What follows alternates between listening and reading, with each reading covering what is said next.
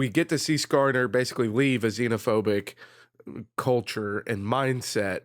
And the first thing he does with this new culture that he's decided to embrace is, what if, just throwing it out there, what if we were a little more xenophobic?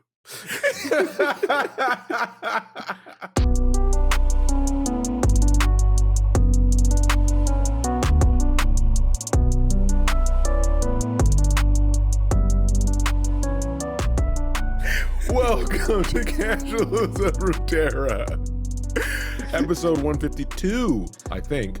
I'm your host, Ryan, with your other host, Hedge. What's up, everybody? We have a fun one for you, I think. Yeah, I didn't do my due diligence beforehand, but I think we got the number right. But housekeeping, I'll never forget that. Up top, you can listen to us everywhere. Visit us at podcastcore.com for all of our info. Remember, that's podcastcor.com. Email us at the same name at gmail.com. And then follow us on all the platforms. We appreciate it. But leave a like and follow and comment wherever you do listen, mainly. But word of mouth has gotten us this far. So tell a friend to understand loving something to death by listening to the Casuals of Runeterra podcast. Let's talk about some Skarner. Buried obsession. Yeah, Skarner. Yeah, we're gonna talk about that kid that everyone got to have in their class at one point, where you were terrified when they got to hold the class pet, which tended to be a guinea pig, because they would hug it too tight. Yeah, right. That's who we're talking about today. That's Skarner. That's actually a great way to put it. This story written by Elyse Lemoine. And she is one of the senior writers on the team. Hasn't written many things, but has like co-authored a lot of stories as well. But let's just start. You ready? Ready to get into this? Oh yeah, absolutely. Right. Part 1. We start in the past. Well, not yet. So it's just like an overview of Skarner. So he's a well-known ancient protector of Ishtal, is how we choose to pronounce it here. You figure out, I don't know what your native language is, but how you guys deal with X's, who knows? Yeah, I mean, especially living in the North Americas, we don't deal with X's well at all. So, yeah, it's Ishtal. We will not be taking comments. And to the natives, he is known in myth and a key part of their history, and is honored as part of that myth as well. But it's not that he's gone. It's just that at this point in time, he lives deep beneath the ground, just waiting, just listening. For what, you may ask? Well, now we'll go back to our flashback here. It's not really a flashback, but we jumped to a millennia ago. Yeah, like, which luckily, since it is jumping so far back and it's not a true flashback, we won't complain about it too much, right? Like, it's a little bit okay. Yeah, it's fine. It's fine. Yeah. It's fine. Oh God, if only they could see the face you're making right now. Just I'm starting to come around on flashbacks because media has been doing better in portrayals. So it's not over, right? It's not a foregone thing. That's fair. All right. So Skarner's born in a Brackern clan. So Brackern is the creature type, if you want to know what that means, of the Opal Hine clan. And he's a descendant from a legendary broodmother, Nixali, which, the naming structures, I mean, if you listen to our Nidalee episode, you kind of can see the similarities, right? Unlike the rest of his brood, though, he's more curious about what the broodmother's role is, her wisdom, her power, and also the environment around him. And this feeds his growing cleverness, which leads to him honing these Brackern skills of innate control of Earth and also the ability to read vibrational patterns, sort of like sonar in a way. Yeah, and this is a very interesting thing as far as like getting a breakdown of like how Skarner like interacts with Runeterra lore wise. Because like as far as in the game, he just playing his own little mini game, right? But it's nice to get like the breakdown of the lore, especially because of how he is learning to interact with as far as the magnetism of the world itself. which is a nice way of differentiating him from Malphite. Hmm. Like we talked about Malphite on the show. It's a little different than like when we cover the card game Runeterra, because yeah, Malphite's from Mount Targon in the card game, but in reality, he spent most of his dormancy in Ishtal, and now he just kind of roams as this myth at this point. So, like, how do you differentiate this character, Skarner, from Malphite, since they're both in the earth of Ishtal Yeah. and they both interact with the world around them? And so this is a very nice breakdown of how Skarner is a bit different, right? Like, because he is a living creature. Wasn't one that was created. It's nice to have these details. Exactly. And Brood Mother, I mean, there's your little Dota 2 reference. Woo! Most people know what a brood mother is and how that functions. So they're essentially just like sentient creatures, right? So his clan specifically is sort of xenophobic. They like to be isolated, like to keep to themselves, despite them being sort of nomadic in this area. And his curiosity overpowers this taut xenophobia. And one day he senses the arrival of settlers from the east and he goes to check them out. So he watches these humans for the first time live short lives, but he notices also that how quickly they build, create, and invent things. And this is very different to him. And then one day, as he's watching, there's this, to him, simple, somebody who can control Earth, rock slide that happens and is threatening to destroy all of the work they've done over generations in this new settlement. And he has to make himself known. Oh, I say have to. He wants to. But one thing to notice here, we've talked about immortality so much and so many different aspects of it, how it's handled in so many forms of media. We love it. And this is one consistent concept for creatures that live long lives is that their will to do anything is less because there's more time. All right. Yep. So it's cool that they really focused on that bullet point here. Yeah, and it's also cool because it's like another way of giving Skarner a bit more personality, because this interaction that he has with the first people of Ishtal is like a very much a Yordle approach, which is kind of interesting, but also like a neat way of kind of incorporating this new story into the world of Runeterra, because Mhm. this is exactly like how um, stories like Poppy, Fizz, and even Rumble to a certain degree. Like this is how their stories start, of just like they're just kind of sitting there watching. For them it's from a different realm, whereas for Skarner it's actually within the Earth's crust. But Yeah. like they're just watching from afar because they're curious. Like they're a very curious being. But for Skarner, it's the curiosity that sets him apart from the rest of the Bracken. Yeah. And whereas with the Yordles, they're all super curious, right? And it's that curiosity that ultimately gets Skarner to act, to deal with the simple rock slide, which, like, we can't put the quotation marks enough on the simple, because like you could just Google rock slide and just see videos of like security cameras out in like California and Oregon. Yeah. There's nothing simple about that crap, dude. They're Like, terrifying. it's terrifying. And Skarner's just like, oh yeah, I'll take care of it.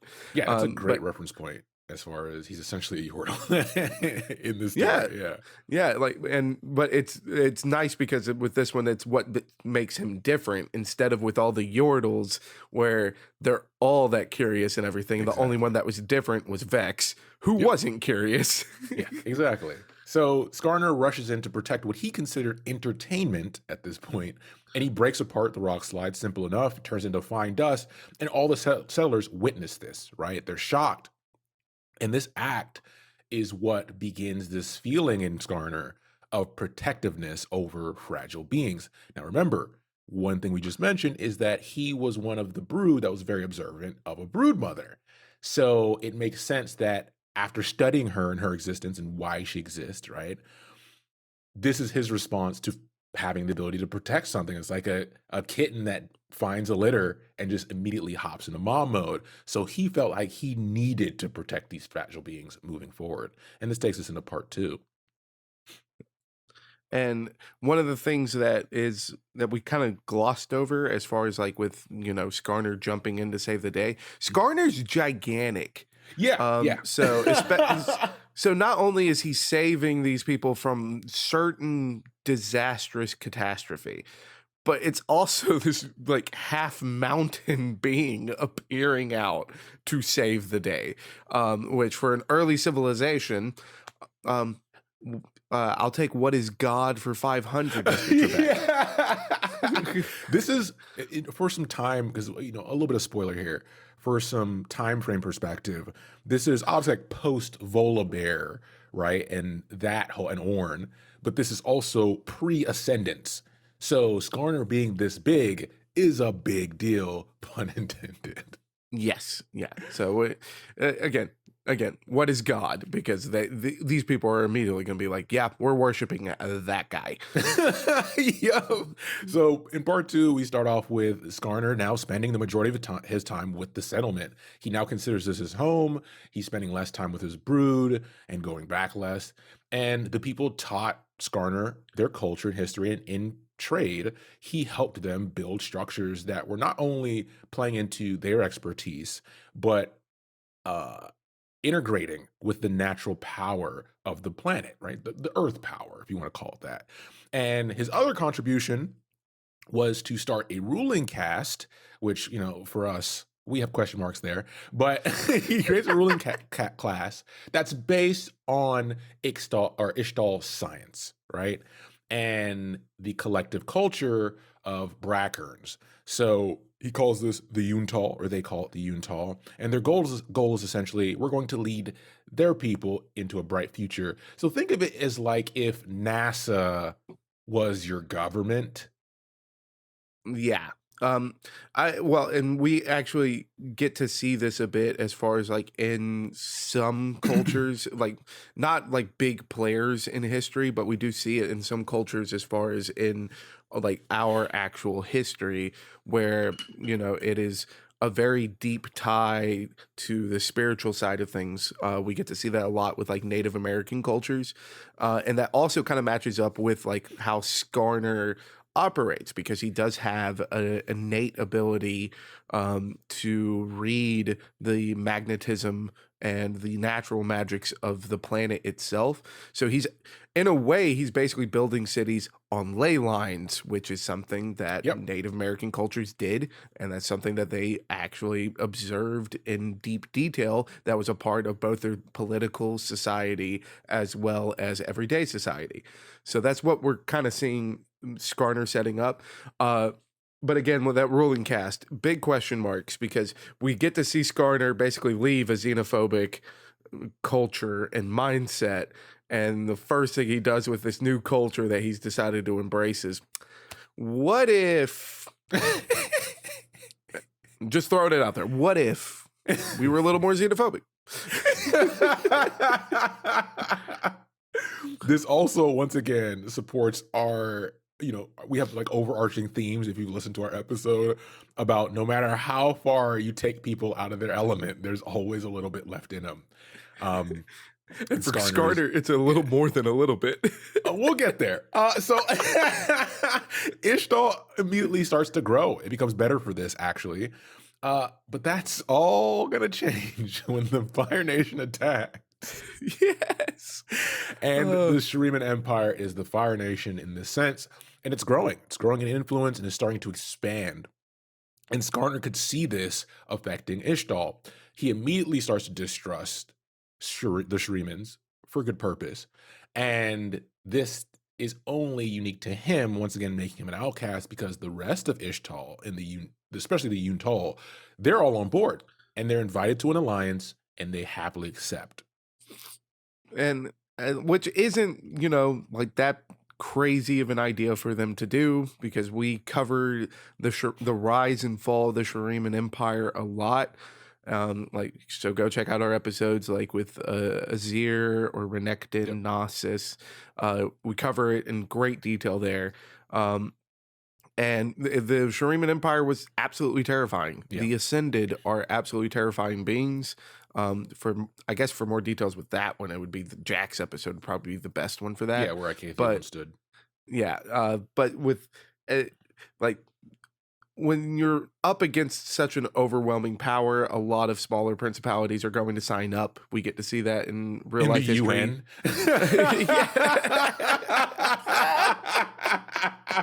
Yeah. So it's like, yeah, of course, like the human side of the politics totally makes sense, but for Skarner, this is not good. It's like not only because of like his natural distrust for these other groups, but also because I I'm basically your god, and I said no, and y'all still went with it.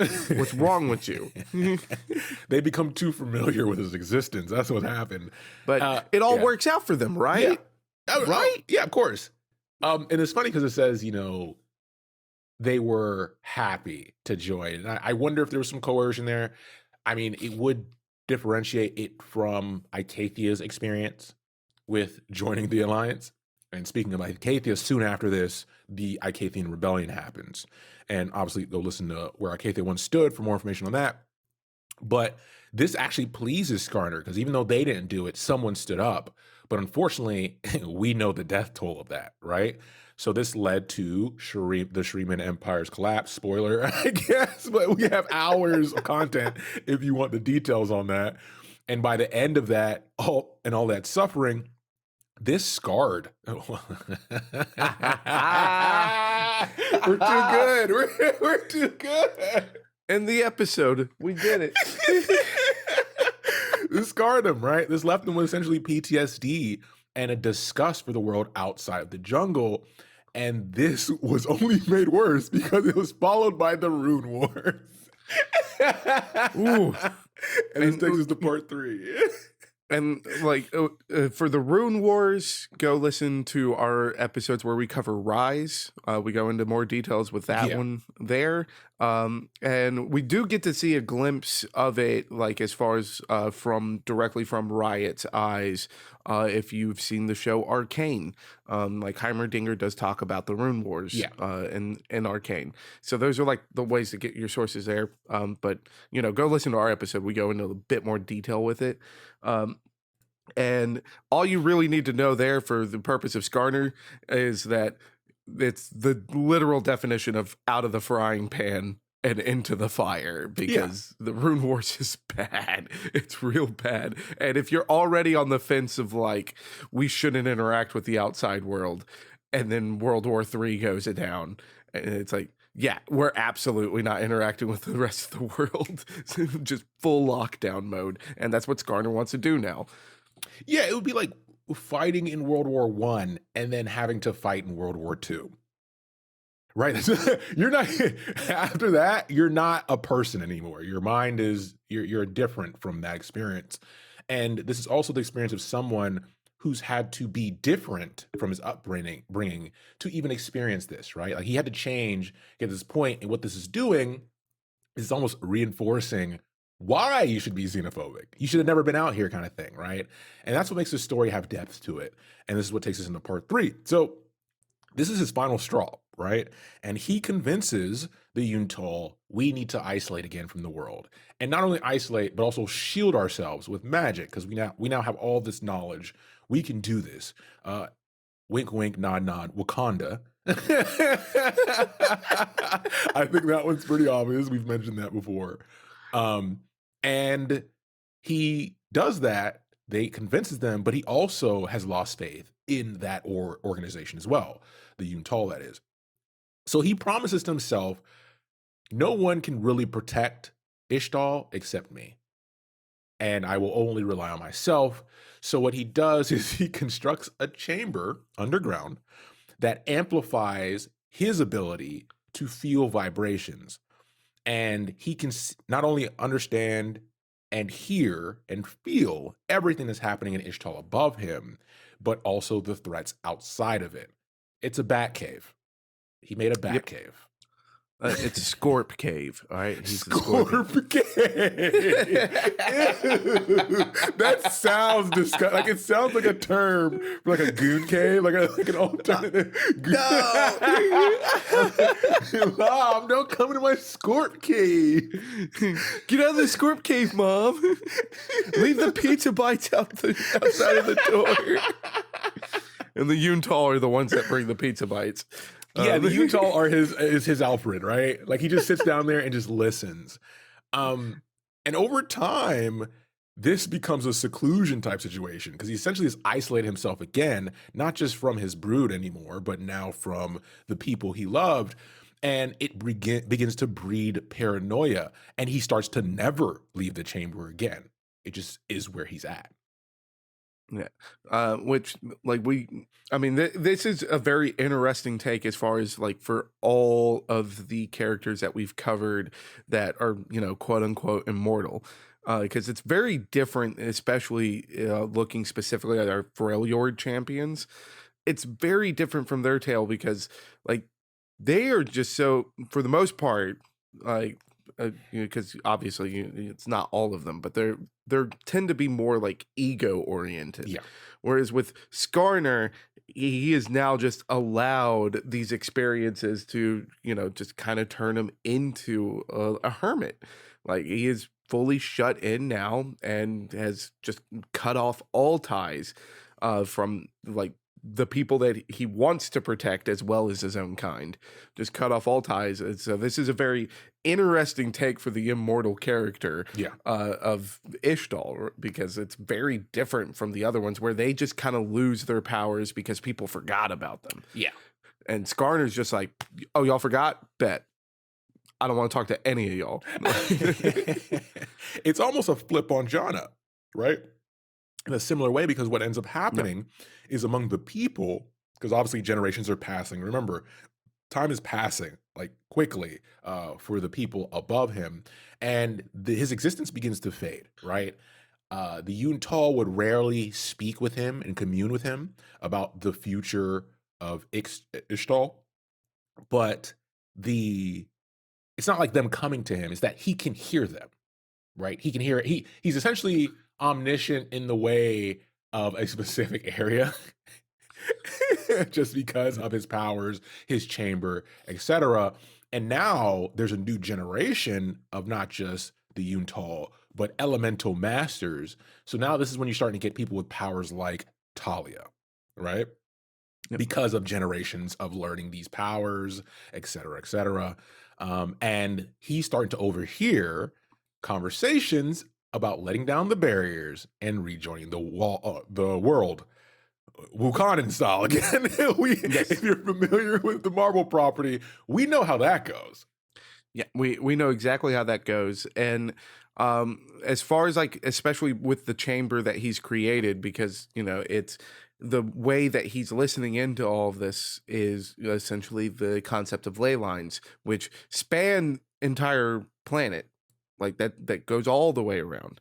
So it probably wouldn't be to the same degree as what he can hear in Ishtal, but he's probably aware of like other things that are going on outside of Ishtal and the rest of the world to a lesser degree, but he's going to be aware of that stuff. And there's a lot going on as far as just like, tragedy and conflict in Runeterra, but there's also a lot going on specifically in Shurima. Like you mentioned Talia, which is no way Skarner doesn't know about Talia. Yeah. Because there's like, she's literally just on his network, piggybacking off of it to like download music on LimeWire. Like, all right. So there's no way he doesn't know about the P2P connection. Right. But then like you also have other creatures that are nearby that are just absolutely horrific threats. Like, and one of the neighbors is going to be Rek'Sai. And the Void, you had brought up like there's like in Acacia, like the death toll is what was high. There was no death toll because it's the void. You can't die if you never existed. Okay. So you remember our Warhammer spectrum? What Hesh just said is very Warhammer. But I mean, like I make that joke more to just point out like how big of a threat like that is, and not only like with Rek'Sai, but we know that Kaisa was basically with deep in the Earth's crust, Yeah. just fighting for her own life to get out of the void. So there's no way Skarner doesn't know that that's that's happening around him too, Yeah. right? Because that's in the Earth. They're literally on the same network too. So it's like, holy Yeah. cow. Like, and so then it's like, oh, we're gonna drop down the barriers and Wakanda's rejoining the world. For this little shut-in, that's got to be the worst thing he's ever heard, period. But that's also like where his bio kind of leaves off, is poor PTSD stricken Skarner going, oh no. Yeah, so that's what we start to wrap up here, where when you take the PTSD, you take the paranoia, and you take the isolation for such a long time, he's beyond resistant to this idea. And then he starts to come up with this resolution and decree that he believes only he can truly protect Ishtal and its people. And if that protection of Ishtal means becoming the root of its destruction, so be it. And that is such like we said at the top here, it almost felt like Skarner didn't deserve this good of a story. honestly fair. It's just so unique. It's not a character you would immediately associate. It's like how we mentioned how good Nami's story is for the character type she is, right? It's so good. And you tend to have that disconnect between the story and the character, but it's great to see that these characters can get such great stories that plant them so well in the overarching history of Runeterra. Because at the end here, one thing we want to talk about in our discussion period is just the importance of the many established historical tragedies of Runeterra and why that's so good in the foundation. Because, when you take the Runation, the rise and fall of the Shuriman Empire, the Rune Wars, etc., all those influx points are very important because you fit the characters in there, right? And they found the perfect spot for him because now you have a situation where, go listen to our book club episodes. It's now completely done. You have access Let's to go. all the book club episodes. We did it. They're like a year, almost 2 years. Well, we did it. And in that, once you listen to it and see how it ends, you can see how Skarner could possibly be related, right? Yeah. In the Runation, you're like, what? Yeah, which I mean, we love it as far as like how they keep, thing we've been saying a lot recently is it's good paint, right? Like, Yeah, and so it's nice to see that they're taking elements that you would put on the back burner. Like I'm sure no one was really banking on us doing a Skarner episode this soon. Yeah. But like Elyse Lemoine like really did a good job of just kind of finding a spot to where Skarner can exist within all of this and still be himself, which is also very impressive because we talked about Malphite on this show, and Malphite is Ishtal, like he's from Ishtal, like, or at least that's where most of his dormancy is, and he is just not living in a bat cave like Skarner is. He's actually out and about. Like that's the big difference. But otherwise, it's like there's two magical creatures that live inside of the earth. Like that's a very difficult line to like differentiate the both of them, and I think she knocked it out of the park as far as like being like, they're very different characters. They have very different goals and they fit within their own stories in very different ways while still being creatures in Ishtal that basically reside within the earth. She did a great job of like really kind of carving out Skarner's own place within the world and leaving a lot of doors that could potentially be open for him to interact with the world around him. And we will see how he interacts with it because he doesn't want to open any of those doors. He wants to stay in his bat cave. Exactly. I couldn't said it better. Heck, so look with that. This has been a good sized episode. So we'll leave it there. Thanks for listening, and we'll be back soon with the next episode. Yeah, take care, everybody.